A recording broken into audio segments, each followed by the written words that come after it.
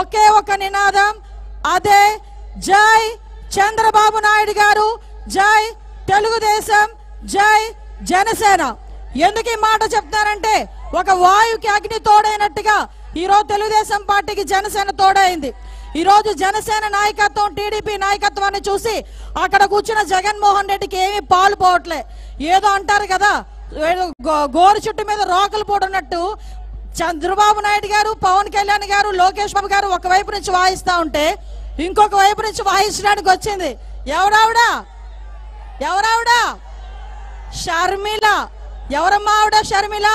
జగనన్న వదిలిన బాణాన్ని అని చెప్పి ఆ రోజు ఇదే జగన్మోహన్ రెడ్డి సీఎం కావాలని రాజకీయ భవిష్యత్తు గురించి సుమారుగా 3200 కిలోమీటర్లు పాదయాత్ర చేసిన అతని చెల్లి ఈ రోజు బయటకు వచ్చి ఎండగడుతుంది.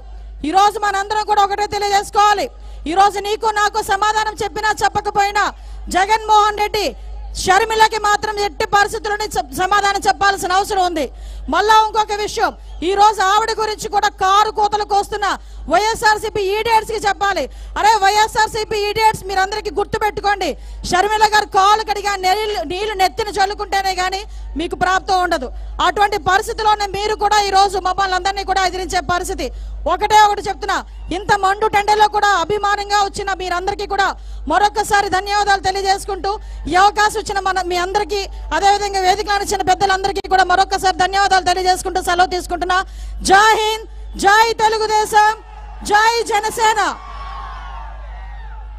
బాబు దయచేసి అక్కడ వాలంటీర్స్ లోపలికి వదలండి.